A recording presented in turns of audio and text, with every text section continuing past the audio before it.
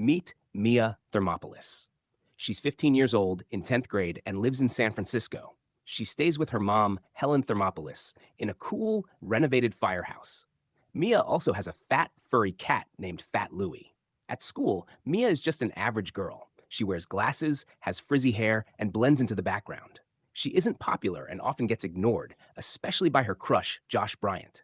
Sadly, Josh is dating Lana Thomas, one of the popular girls, who also happens to be a cheerleader, and pretty mean. Luckily, Mia isn't completely alone. Her best friend is Lily Moskovitz, a smart and outspoken girl. Lily's older brother, Michael, also hangs around sometimes, though Mia doesn't pay much attention to him.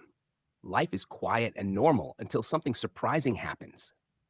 Just a few weeks before Mia's 16th birthday, she gets a message that her grandmother is in town. But here's the twist. Mia has never met this grandmother before.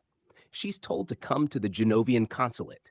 Curious and confused, Mia goes to the fancy building, May 8, where she finally meets her grandmother, Queen Clarice Rinaldi. Yes, Queen. It turns out Mia's grandmother is the queen of a small European country called Genovia. During their meeting, Queen Clarice reveals some shocking news. Mia's father, who recently passed away, was the crown prince of Genovia. That means Mia is the only heir left. She's a princess, the next in line to rule the entire country. Mia can't believe it. She's shocked, confused, and a bit scared. Becoming royalty is the last thing she expected. She runs out of the consulate, not ready to accept the truth. Her world, which was once simple and quiet, suddenly turns upside down. The next morning, Queen Clarice visits Mia and her mom, Helen. She tells them something important. If Mia refuses to become princess, Genovia will have no ruler. The country needs her. The queen also says there's a big event coming up, a Genovian state dinner, where Mia must be introduced as a princess. Mia is nervous, but her mom convinces her to go through with it for now. So Mia agrees to take princess lessons from her grandmother. But there's a catch. Mia doesn't have to decide right away.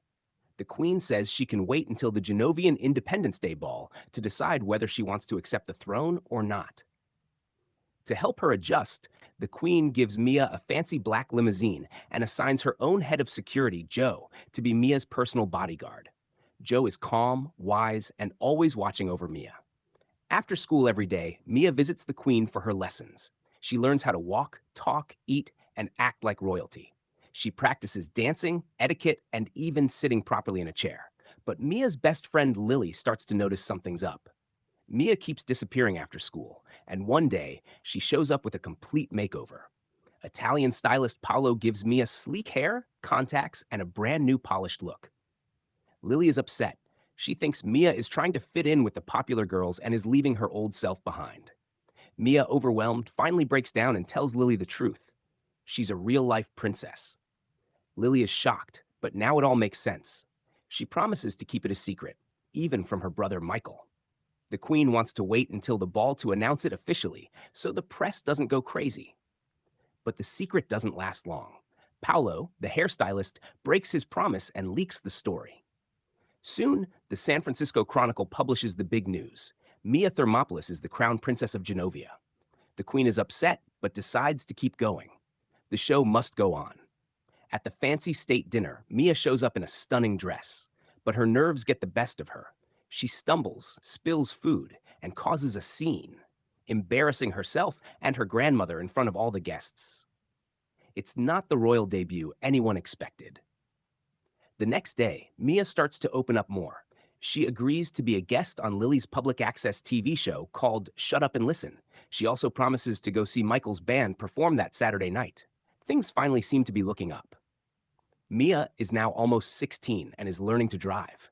Her pride and joy is a vintage Ford Mustang. She calls it her baby. For practice, she takes her grandmother, Queen Clarice, on a test drive, but instead of a boring driving lesson, they end up at an arcade. There, Mia asks a big question. Did her father actually want to be prince? The queen says yes, he did, but there was one time he thought about giving it up, when he fell in love with Mia's mom, Helen. Still, in the end, he chose his country over love because he believed it was his duty. On the way back to the consulate, things go wrong. Mia's Mustang stalls out on one of San Francisco's steep hills. She loses control, and the car crashes into a city cable car packed with passengers. Thankfully, No one is hurt, but it causes a huge scene. Two nearby nuns witness the accident and call the police. The problem is, Mia doesn't have a driver's license yet.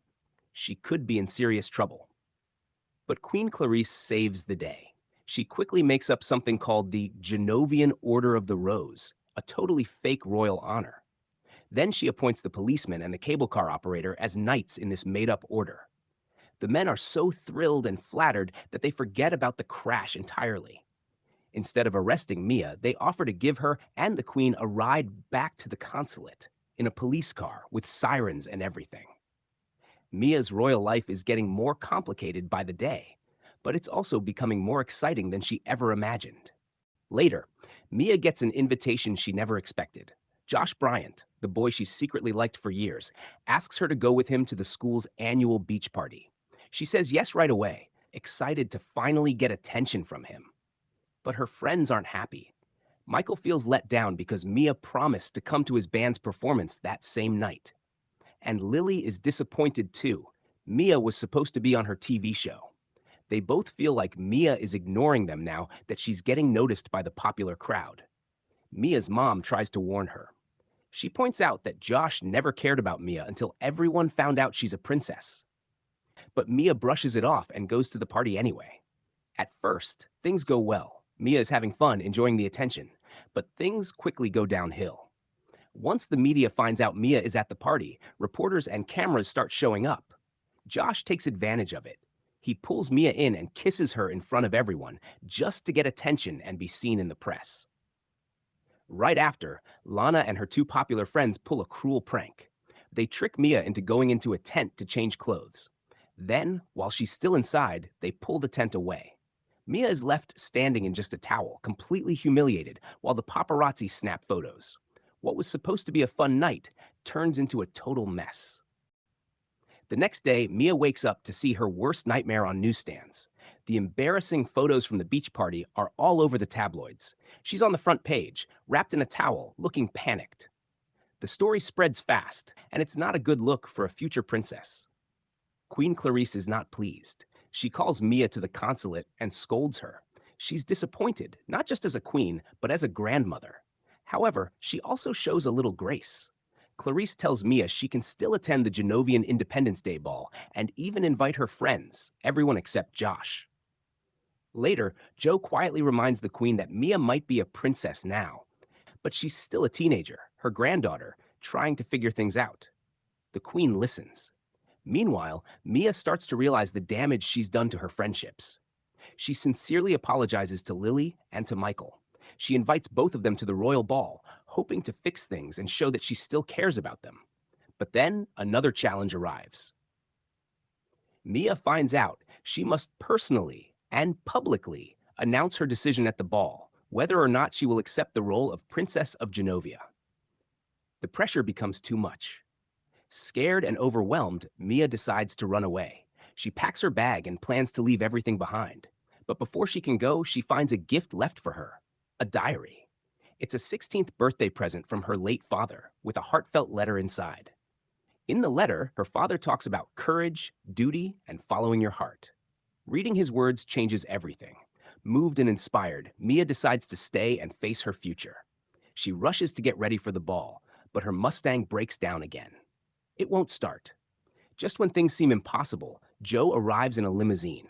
He had a feeling she might try to run, and came to help. With Joe driving, Mia heads off to the biggest night of her life. Mia finally arrives at the Genovian Independence Day ball. Nervous, but ready. Wearing a beautiful gown and standing in front of the entire room, she steps up to the microphone. With courage in her voice, Mia gives a heartfelt speech. She announces that she has decided to accept the role as Princess of Genovia. The crowd applauds.